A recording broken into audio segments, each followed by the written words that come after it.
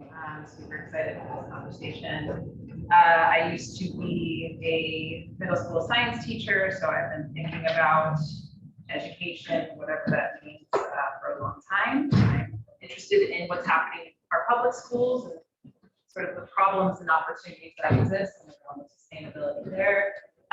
We're going to be hearing about all different sorts of initiatives at Hopkins that exist in this realm. And, you know, as part of this, and actually the first thing, so the way that this is going to work is I will introduce each panelist individually. And as part of their introduction, I ask them to share a memory of their own sort of sustainability education. I think it's an important practice to reflect on our own experiences and sort of how to move us forward. I will share my own briefly, if I can figure out the tech of it. My memory is more of a non-memory, to be honest, but the Firefox one, great. Okay.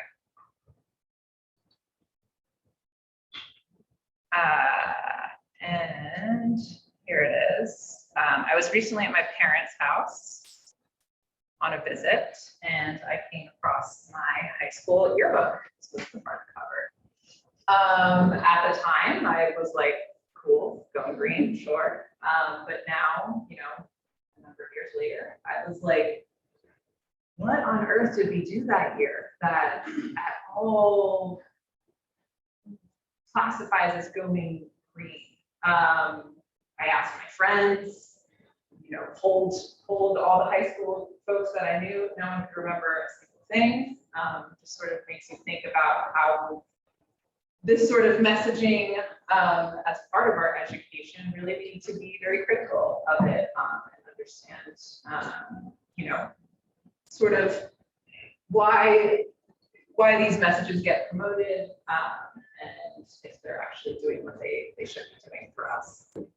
So I'm going to stop talking. Our first panelist is going to be Hunter Gilbach. Here.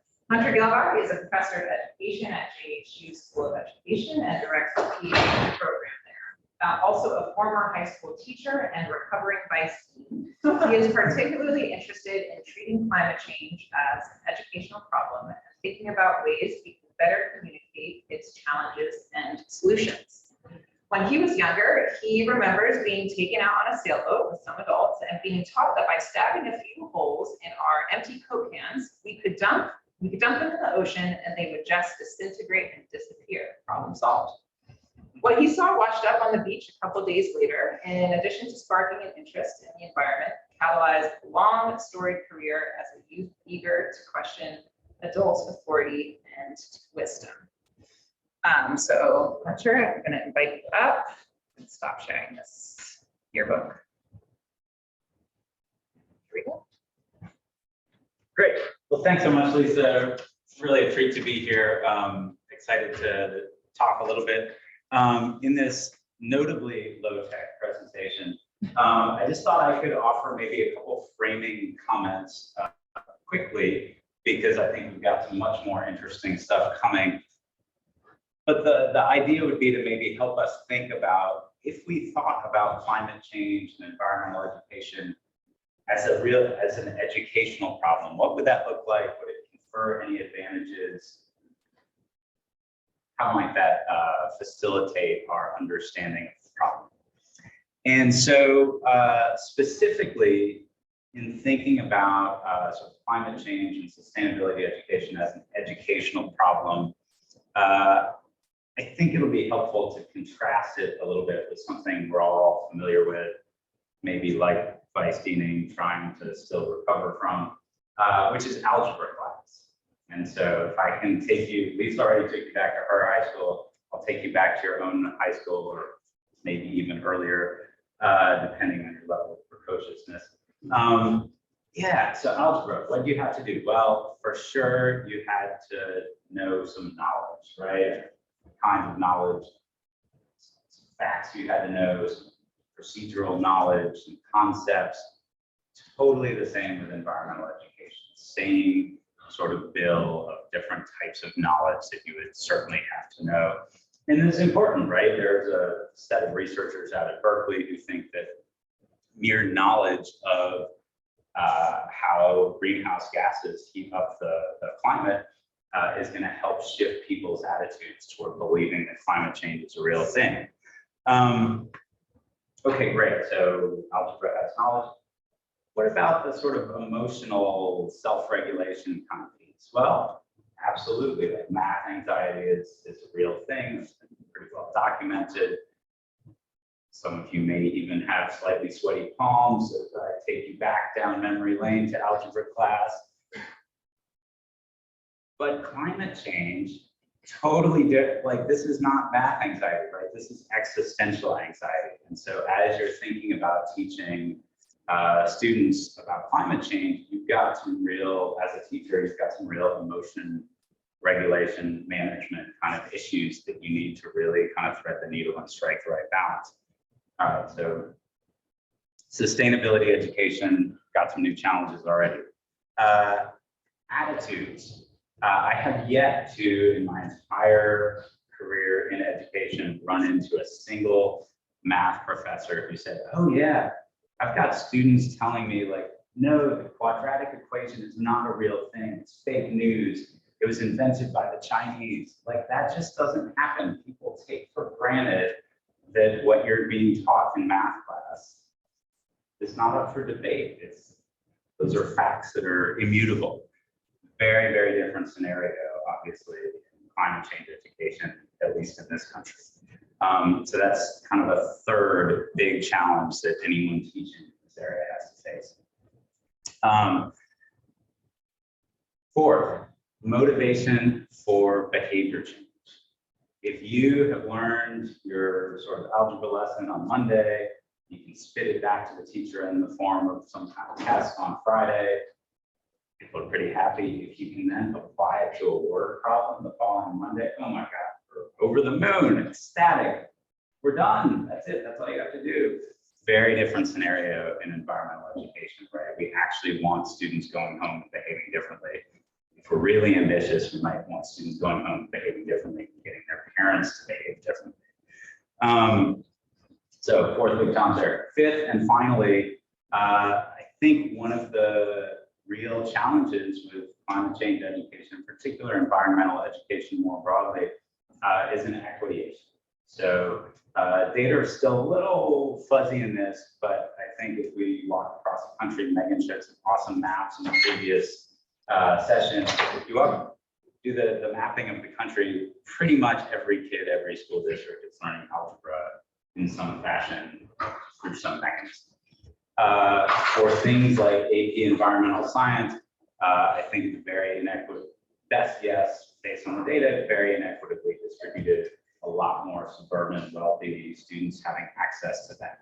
So 5 things there, just kind of mapping out the space that make environmental education a very different sort of educational problem than kind of the more traditional subject matters that we're used to. But before I wrap up and before someone brings in, there's more. It's not just a K-12 educational problem, right? Environmental education is a real societal challenge. You can't simply focus on the next generation. We've burned too much time and fuel, basically, to sort of sit back and let that happen. So it's a real societal education problem. So these themes that I think we're going to hear in terms of how curricula were designed in the coming couple sessions, we need to think of what are the lessons not only that might apply to K-12 or higher ed students, but also that we're getting on the news, writing into op-eds, because there's a huge kind of societal level education problem. And so then lastly, just to wrap up and get on to the more interesting parts of the presentation, I think I want to leave you with a couple just sort of thoughts about what might thinking about climate change as primarily an educational problem, what might that do for us? And so I think the first thing that it might do is, given our current political environment, I think the way we think about a lot of problems is this sort of us versus them. And so there's a lot of condemnation in the public dialogue between sides who think differently. Typically, that doesn't happen going back to algebra class, right? The teacher is not peeved that you don't remember like which kind of curvy line is the x squared line and the x cubed line, right? It's like, oh, you're learning. Let's, talk to each other, work it out, and educate. So I think this provides a lot more empathy in the stance that we have towards each other and towards people who are thinking about climate change in very different ways and maybe have a different tiering of their priorities and goals. Next thing is education has been this impressively, lots of problems in the system, but impressively consistent priority for us as a country, certainly. So even during the pandemic, we're focused a lot on, thanks, how do we get kids back in school and back up and running? And so that consistency, as opposed to climate change, no, we can't focus on it now, we've got to warn, no. Yes, the war in Ukraine, but we've got inflation, we've got to worry about that first. So pitching as a consistent problem, I think, will be really beneficial. And then finally, I think there's some real room for an intergenerational alliance between students and their parents and their grandparents. Mutual education that can happen with folks asking their kids what they're learning about in school, I think can do a lot more to change hearts and minds than, frankly, experts from Hopkins telling people what they should think.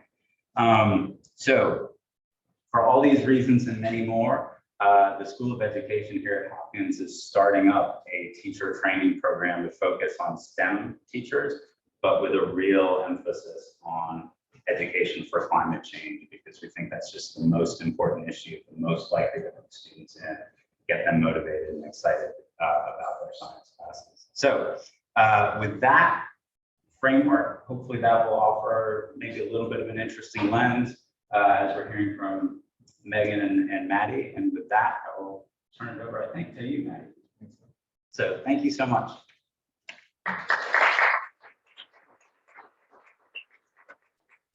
Just kidding, we're going to have Megan next. We're sort of going to start zeroing in on specific things that are happening at Hopkins in this realm. Megan Latshaw is the director of the master's degree programs in the Department of Environmental Health and Engineering at JHU. She also serves as co-chair of the university's Sustainability Plan Steering Committee and as core faculty for the Environmental Challenges Focus Area of the Bloomberg American Health Initiative. As faculty at Hopkins, her efforts focus on designing healthy communities, connecting environmental health research with the real world, and climate and transportation, all through a justice and equity lens. And she also remembers a poster she developed in 4th grade that proposed putting a dome over incinerators to collect pollution and put it through air filters before releasing it back to the safe air. Not bad for a 4th grader. Not that anybody had thought of that. I thought it was like groundbreaking. I was right up there with in 7th grade. I decided I was going to go to Johns Hopkins and I was going to cure cancer. So I managed the first. To the second, I haven't even really tried. So that's okay though. All right. I am not used to. Maybe top right or top slideshow. Oh, gotcha. Thank you.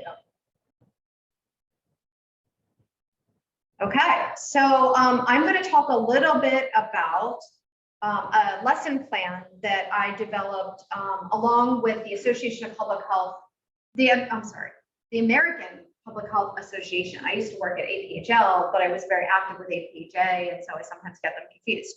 So back in pre-pandemic, I want to say 2019, the American Public Health Association Environment section, we had this like active listserv and everybody was talking about these headlines in the news. You know, how should climate change be taught in the classroom? Teaching global warming in a charged political climate. And most teachers don't teach climate change, but 4 and 5. So we had all these like things that were getting everybody excited. And then we had our annual meeting a couple months later in May. And what we decided was we wanted to do something about this. We wanted to help people who did want to teach climate change in the classroom. But we didn't really know what to do. So as I always do, I asked my students for some help and had a great team of students who volunteered to look and see what had already been done, what was out there, what teaching tools were out there. We found a ton of teaching tools about climate change, but we were the American Public Health Association, and we did not find a ton of teaching tools about climate change and its impact on health.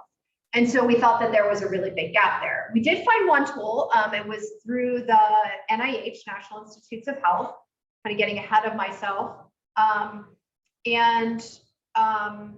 What we decided was that we were going to use that as our basis, but the teaching tool, it was like a lesson plan. And when we looked at it, we were like, we have no idea what this is talking about, because it used words like, let me see, this module follows the 5E instructional module. And we were like, what's the 5E instructional module, or model? And it was geared toward teachers. And so what we did is we decided we were going to adapt it for APHA members. So there's tens of thousands of APHA members. And we thought if we could challenge APHA members to go out into their local high school and say, hey, I work in public health, I would like to give this, that maybe that would be a way that we could make a difference. And so what we did is we took what NIEHS had developed and we sort of brought it down a level for public health professionals, and we shortened it. It was like 33 pages long, and I think we got it down to like 18. So that people wouldn't look at it and be like, like 33 pages, I don't have time for this. And so this is like the outline of what we developed, sort of like a little checklist. These are the 5 E's, by the way, which I have since learned: the engagement, exploration, explanation, elaboration, evaluation, and extend.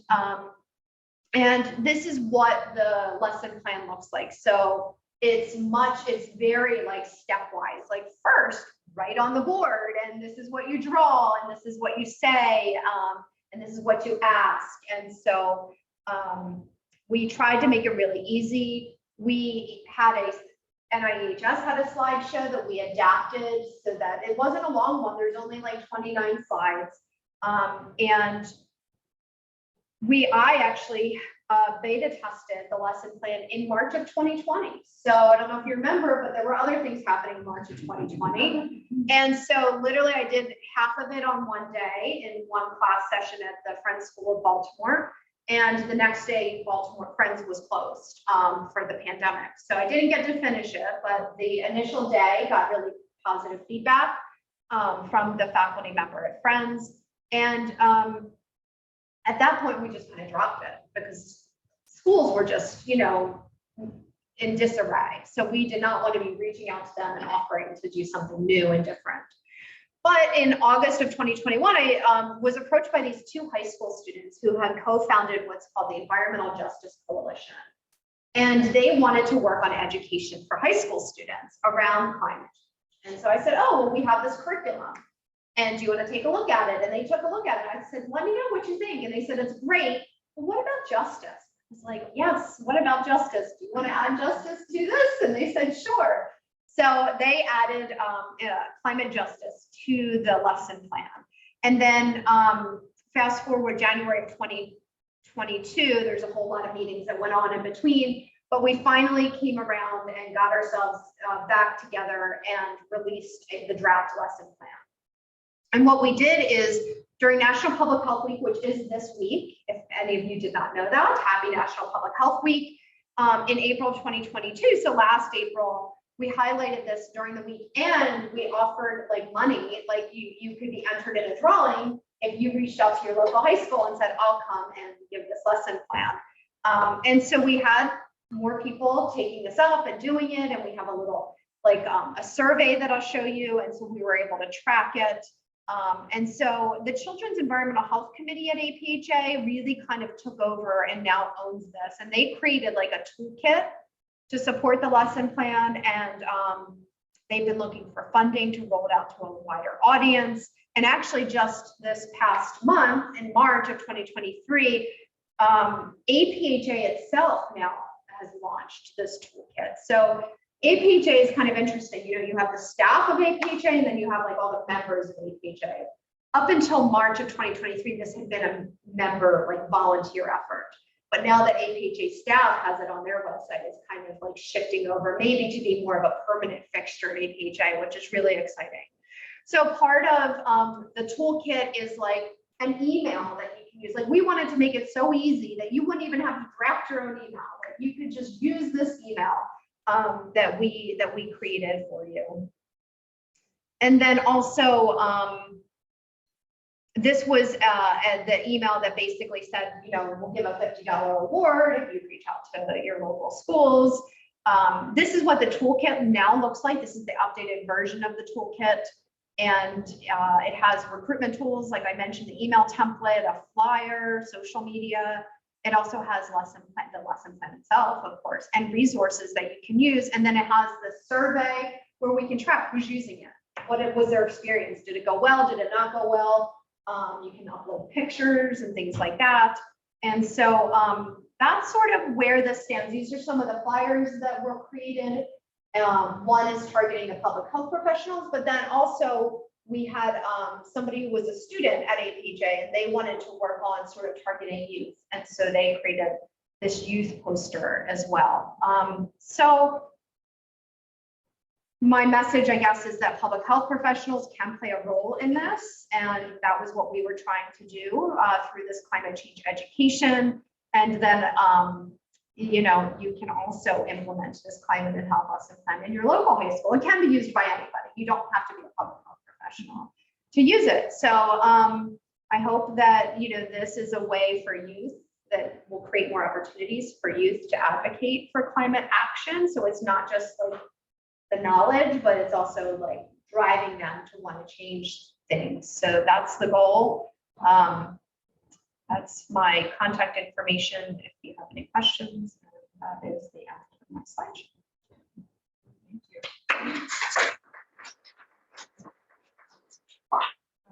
I forgot to mention this before, but the panelists, we are going to have a discussion afterwards. So if you can come up, you don't need to, I mean, yeah, you can come up whenever, but eventually I'm going to be asking you questions. So last we have Maddie. Maddie Auberg is a second-year MSPH student in the Social and Behavioral Interventions program at Bloomberg School of Public Health. He has worked in evaluation of international disease response programs and malaria vector control. He currently contributes to community environmental health and environmental justice initiatives in the Mid-Atlantic region.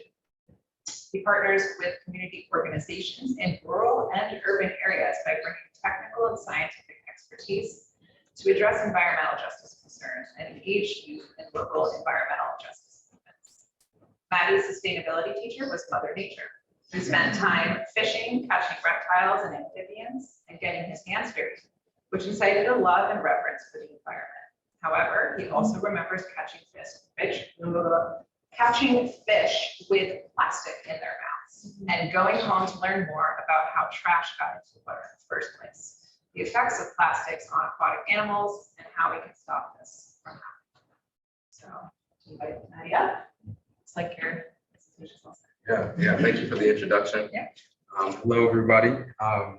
While Hunter was talking, I took a few notes. There were a few points that I think are going to be addressed in what I'm talking about with this environmental justice curriculum at Benjamin Franklin High School, which is a high school in Curtis Bay, South Baltimore. Those points that I want to bring up that you talked about were equity, engaging equity in sustainability and environmental justice curricula. How we bring students into this, I guess, existential understanding of the impact of climate change, and also on the ground realities and everyday life, and then also the intergenerational impacts of climate change. I think, and I'll go into this in a little bit more depth, but I think when we are framing education in environmental justice and engaging environmental justice perspectives and lenses in education, we can touch on those things and engage students in those three areas. So let's get started. So I guess before getting into everything, I wanted to frame our conversation with these themes that, as I've been more familiar with the environmental justice movement in the US, in Baltimore, and also been involved in this curriculum. So I didn't even say I'm a co-teacher at Benjamin Franklin High School, teaching 11th and 12th graders about environmental justice.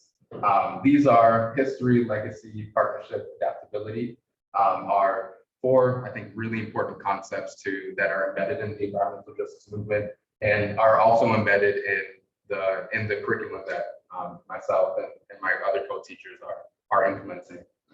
And community is a constant.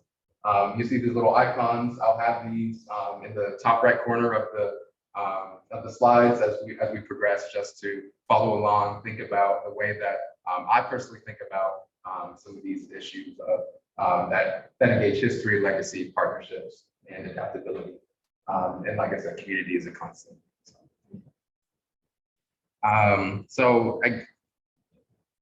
Engaging students in environmental justice, particularly in Curtis Bay and in South Baltimore, it needs to start with history.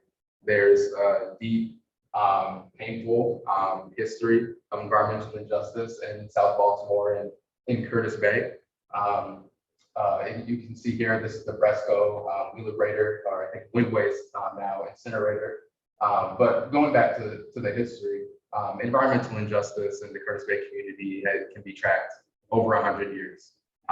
If you are familiar with the CSX coal terminal, which is recently there was an explosion there in December of 2021. I'll get back to this later. But originally that was called the Baltimore and Ohio Railroad coal terminal. That was constructed in 1882. It's the oldest coal terminal in the United States, and it's still in the same place today. If that's not what history and legacy looks like, then I don't know what it is. Fairfield, Wagner's Point, and Hopkins Point, they comprise what's called, or what was dubbed, the Industrial Peninsula. These were communities of color. They were uniquely integrated communities as well, where there were white folks in some of these communities, also Black folks in some of these communities, particularly immigrants, like Polish immigrants, that were living in this space to work. And so they were very close to all these industrial facilities, industrial polluters, originally chemical and fertilizer companies, also some oyster and fruit packing facilities. During World War I, World War II, with Curtis Bay being on the water, as I mentioned, it's a peninsula, this industry transferred to wartime industry and supporting the war effort.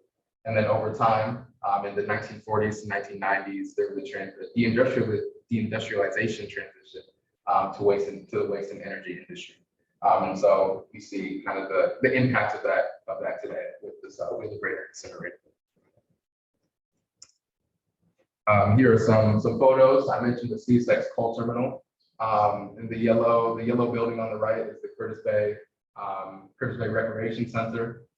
There's kids playing less than 1,000 feet away from the oldest coal terminal in the United States. Yeah, just let that sink in.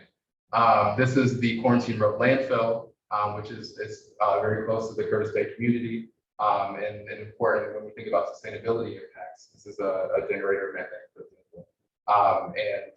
So these are a couple of examples of environmental injustice in the Curtis Bay community, and some some sites of concern from the community perspective. And it's very clear why. I mean, you have kids right by this imposing mound of black coal dust. But we can't talk about environmental justice without talking about victories. This is a story of not only painful history, but also triumphant victory. In 2011, and I guess the victories start from the painful history, unfortunately. In 2011, there were plans made to put the largest incinerator in United States history in Curtis Bay, less than a mile away from Benjamin Franklin High School, which is where we're implementing this environmental justice curriculum today. It was, as you can see, permitted to emit 240 pounds of mercury, 1,000 pounds of lead, and projected to burn up to 4,000 tons of waste per day. The Wheelabrator incinerator, which I showed before, that burns up to 2250, tons of voice per day, so this is almost double the size. And a group of Benjamin Franklin High School students, they were already meeting to talk about their community, talk about issues, not necessarily about environmental justice, but socioeconomic issues in their communities. And they heard about this plan, and they said, we need to do something about it. So they got educated. They spent a year talking to state and local officials, talking to community residents, talking to community groups who were in other communities that were hosting incinerators, talking to researchers. Eventually they partnered up with Towson University and people who preceded me at Hopkins. After this research intensive development, they fought for 5 years against the incinerator. This is a student-led, high school student-led initiative. And in 2016, they beat it. And the Maryland Department of the Environment revoked the permit. And this is a picture of one of the rallies that were held by the students. And so, I mean, I skipped, I just said that they fought for 5 years, but that was a long, hard fought win for the community and also for these amazing students that took all this initiative and had so much courage. I'll quickly get through this, but the Free Your Voice students, they worked with the Curtis Bay Community Organization, other Curtis Bay residents, and the South Baltimore Community Land Trust was developed. South Baltimore Community Land Trust they have a community development vision that's community-led, and it engages zero waste, it engages community ownership of land. The SB7 Coalition is a partnership of South Baltimore communities, including the Community of Curtis Bay Association, and then the five other neighborhoods that you see on the screen. I got my 2-minute warning, so I'm speeding up a little bit. Free Your Voice ended up partnering up in 2014 with, as I mentioned, Towson University and Johns Hopkins and Blue Book School of Public Health to actually develop a course that engages students into the environmental justice movement that's occurring within their own communities. So this is, like I said, the living legacy of the work that of the amazing work that Free Your Voice did. It engages the students' lived experiences, which get into the existential doom from climate change. You can ground students in it, in not just the doom, but the change that they can make. And as I say, this class has evolved through the years into what I'm working with today. The goals, as I mentioned, are to engage students in the history of environmental justice, the victories, and also the ongoing community-led initiatives that Hopkins and Towson still continue to support. And so part of what we do is teach students about the quantitative and qualitative data collection methods and data analysis methods that they can use to contribute to this ongoing work. Earlier, I mentioned the CSX coal terminal explosion. Activism and movement around this instance, it framed the way that we're teaching this curriculum. So it's very focused on air pollution, it's very focused on coal dust, and the community impacts of this source. So here's just a few examples, screenshots of here from the qualitative side. We developed a survey which was given out to the entire Benjamin Franklin High School, asking or trying to learn about their orientation to environmental justice within the community, their understanding of polluting sources, what they care about, what their parents care about, what are health outcomes that they experience in their own life, how they miss school. That we've also taught them about 5-sense ethnography, how to conduct observations, how to take in the things that they're experiencing on a daily basis, and how to put that towards science. And then also we taught them about conducting interviews and just the process of doing that. On the quantitative side, I'm involved with the hyperlocal air monitoring network effort in Curtis Bay. This is a monitor at Benjamin Franklin High School, so we're actually collecting data directly about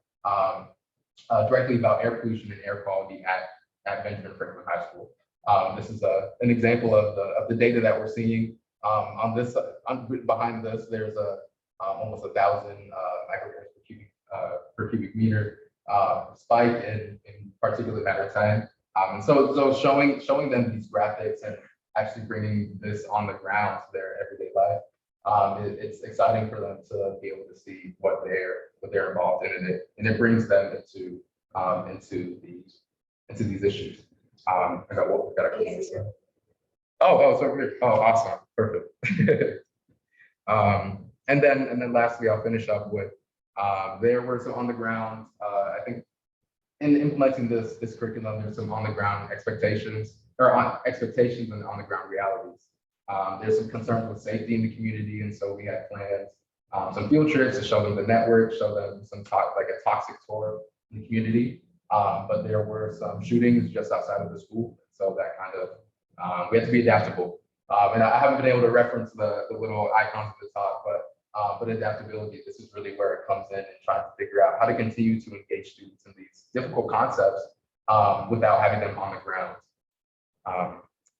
And lastly, I'd just like to thank all the people who are involved in this work, especially Ms. Joy, all the students in the class, and then the folks from Towson University, the Community Science and Innovation Initiative, which I'm a part of, and then also the First Bay community. So, thank you, everybody.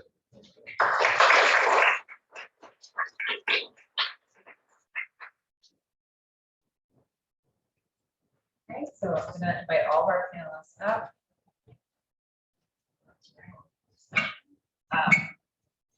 Thank you so much, everyone, for sharing about the work that you're doing. I have a lot of questions, but I think something that's on my mind, especially hearing about the specific curriculum, the specific topics you're covering, is how do we decide what needs to be taught, and how does that need to, or does it need to be responsive to particular student context, particular student needs? Do you want to get started? Yeah, it's up to you. Sure. Yeah, go ahead. You go. Sure. With the work that I just presented about environmental justice curriculum, I hope it was very evident that this is grounded in the community work and in history and what's already ongoing in the community. I think that really helps to decide what we're going to talk about, and also on a daily basis being very responsive to what do students care about, because they come in with their own lived experience and their own orientation to environmental justice, to sustainability. And they're bringing up things that I'm not even thinking about. And it's really amazing and awesome to be a part of that and to see that. And so it's like it's a give and take. Like, we, of course, as an instructor, you come in with a curriculum, you come in with a plan, but you also have to be responsive to students that are saying, like, I don't like, I hear that you're talking about this, but I don't really have any relationship to it, or I don't really know about it. A lot of students didn't even really know about the culture mural, actually. It seems so apparent in that photo. Is an older photo. Now there's a huge Amazon distribution facility that's blocking some of it. And so it's not as apparent, still very present and impacting the community, but not as visually apparent. And so like I said, that's part of the partnership and the collaboration with the community residents who are saying, well, we want our students and our kids to understand these things about our community and history, and also directly with the students and trying to engage what they care about. So I would say I'm almost ashamed, because for, what I presented, it was pretty much like, this is what we're going to teach, and it was already decided. But I will say I teach a service learning course very similar to what Maddie is talking about. And it's tough, because in a service learning course, we have these community-based organizations, and they come in and, they'll tell me, okay, this is what we want to work on. And then, like, the day before class starts, they're like, no, let's change it up. And I'm like, but I mean, that's what, that's what they need. That's what they need to work on. And so I actually think the service learning approach is really instructive. And I've heard this from our students. I got nominated for an award for this, because the students say, like, learning those soft skills of adaptability and flexibility. And, sometimes the community-based organization isn't even there to give them feedback. And they don't even know what their deliverable is supposed to look like. And for students, it's very uncomfortable. And so I have to explain to them that sometimes in that discomfort is where you can grow the most. And so try to embrace some of this chaos and really, really, truly let the community drive what it is that you're learning and doing. And so what I presented did not really take that approach, but I am a big fan of that. And so I think that's how we have to go about it. I would just add that I think Maddie's point about salience and figuring out what's on students' minds and this two-way street is hugely important. And then just layer in the sort of developmental appropriateness, right? So students are both sort of in terms of cognitive development, emotionally, they're ready for different things at different times, and being sort of sensitive to what those are is a huge piece of the puzzle. Again, I would argue even more so than environmental education because of the just intense emotions that students can feel around that. And so being flexible not only on the sort of meet students where they are front times the curriculum, and as you go into schools, one of the big things teachers are worried about is that this is hit the standards. And so there's sort of the organizational constraint piece of it, plus the developmental piece. So navigating between those three things is challenging. The better you can do that, the more excited schools are going to be to give you access and get you in there to work with students. Latshaw, you read my mind because that goes into my next question perfectly. I wanted to talk a little bit more about the goals or the outcomes of sustainability education. What do we want students to walk away with? And also, if you have any thoughts about how those outcomes, how those goals may or may not mesh with what schools do and the goals, you know, traditionally the goals of schooling. So I can sort of pick up on that with just one broad theme, which is the sort of motivation crowd and research in that area, which is where I spent a lot of my grad school days thinking, are really appreciative of this idea that we all pursue multiple goals all the time. Sometimes they conflict with each other, sometimes they're aligned. And the notion of trying to think about goal alignment with the schools, I think is hugely powerful. And with climate change education, I think there's a lot of things we got to work on. There's no shortage of fairly specific concrete goals that we need to pursue. And so at any given school, you can imagine there's going to be a host of them, and being able to align your various priorities, teaching wise, with sort of what they're most focused on at the time and the moment, is probably going to be generally helpful. I have a response to that as well. One thing that I didn't mention in the presentation was that this course also provides students with community service learning hours, and then also college credits. And so I think when we think about takeaways for students, it's not just about the subject matter, but it's also like, how are they going to be able to use this in their next step? And so there's, I guess, in this curriculum, there's a little bit of a two-pronged approach in that we're giving them some skills that there's a lot of students who say they want to be biologists, engineers. They can take some of these skills and then actually use it in their future careers and their next steps. And then they also have these college credits and more, I guess, structural elements of what education, of the education system. And that can help them to progress and to move forward. So it's like two levels of takeaways there. I also wanted to get more onto the sort of teacher's side of this. And I think, Megan, your presentation about bringing public health professionals into schools sort of goes along with this. But who should be creating this content and who should be delivering this content? And Megan, Yeah, we had a lot of discussion about this because there were some people in our group who really wanted to develop, to get the word out to teachers about the existing NIEHS curriculum. But we weren't a PHA group. We were, we represented public health professionals. And so we didn't it ended up at the end of the day that we decided we were going to focus on public health professionals, but there's still this big group of people that wants to sort of help spread the word among teachers that this curriculum exists and that they can use it. And so we've also kind of had that as like a side goal. But I mean, I think it's important that one headline that I showed was 4 out of 5 teachers wanted to teach about climate change, but weren't or didn't feel comfortable doing it. And so I think there's a lot to be done in that space. I just don't have like the networking and the connections to do it. So we kind of let that be for now.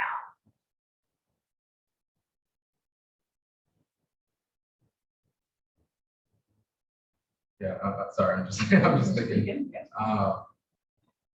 Hunter, you mentioned like training teachers, right, in this space? Yeah, I mean, I think what our vision is at the School of Education is to create a cadre of teachers, successive cohorts each year, who, again, this idea of goal alignment are sort of ticking the box for what Baltimore City Public Schools and maybe county as well need, which is certification to teach STEM. That's where there's a lot of need. And so there's not a lot of just environmental education being taught. There's not a certification in just that area, I think. And so we're going to provide these sort of STEM certifications so that teachers will sort of meet the needs of the school district in that front. But we think the real hook is going to be environmental and climate change education. And that's what students are going to be most interested in, most worried about. And so, in the sort of vision of like meeting students where they are, we think that whether you're teaching biology or physics or chemistry or any of the sort of standard subjects, if you, the teacher, can start with that book about climate, what's going on in your real lives, what happened in that explosion in 2021 just down the street from us. Those kinds of starting points, I think, are going to be a much more effective way for teachers to get to the biology or chemistry or physics or potentially environmental education that will be the content and standards. To respond to your question, when I think about who's not just who should be teaching or about sustainability, about environmental justice, about climate change, when I think about who is, social media comes to mind. There's a lot of students that brought up to me like, oh, I saw this on TikTok, or I know somebody who posts these things on TikTok, and have talked about climate change and sustainability and things that they're learning. And so I think as educators and as instructors, we also have to be able to engage that element of how students and how people are learning. And it's not just in the classroom. There's also more informal settings. There's the setting that's in the rectangle in your hand, and so I think it can be helpful to think about how students are learning about how students are engaging with social media and engaging with education from social media and learning new facts and also learning about current events. For example, I mentioned that students weren't familiar with the Curtis Bay Coal Terminal, even though it's less than a mile away from their school. Just think about why is that, thinking about how to connect students with the resources that they can go outside of the classroom and learn some more about their community and learn some more about climate change, environmental well-being. That's a great point. When I was a teacher, the amount of times I got like, hey, Ms. Nehring, I saw this on TikTok. It's like, is this actually true? It's a great jumping off point sometimes in the classroom. I'm going to ask one more question, and then if we could get maybe like one burning question from the audience. Do not want to hold you up from lunch, so completely, I understand that we're excited about this sustainable meal, but I just want to ask quickly, what do we want to see, or what do we want to see next from Hopkins in this book of good, meaningful sustainability education? Well, so I definitely want to see a very sustainable stream of teachers, including Hopkins undergrads, going through this program and getting out into both Baltimore City Public Schools and the county, and just getting more teachers who are really oriented toward a sort of climate first approach to teaching science. I think that's going to be very impactful. impactful. So that's my hope for us. I'd love to see some like Hopkins curriculum on climate or something along those lines. And something that we've also been talking with folks at the med school about incorporating it into even like medical school curriculum or fellowship or curriculum and things like that. So yeah. I'd like to see more explicit commitment to environmental justice. I think within school infrastructure, there's no office or center for environmental justice, as far as I'm aware, at least. And I think that can go a long way by connecting students, connecting the wealth of resources that are here to communities in Baltimore and beyond that are already doing this work. In the last panel, we were talking about climate resilience and trying to engage in how to engage community or engage with community organizations that are doing the work themselves and live with the impacts of climate change. And so I think that we have an imperative to build those avenues for engaging with the groups that are already doing it and that are experiencing the brunt of the impacts of the issues that we're talking about. Excellent question. I'm curious, this one specifically for Maddie, about kind of the timeline from when you or whoever started wanting to teach the EJ work to being able to have college credit associated with it and successfully teaching it. I mean, what did that look like? Yeah, that was a long time. So the collaboration around creating a course started in 2014. I think I mentioned it was, and I believe this is the first year where students are actually getting college credit.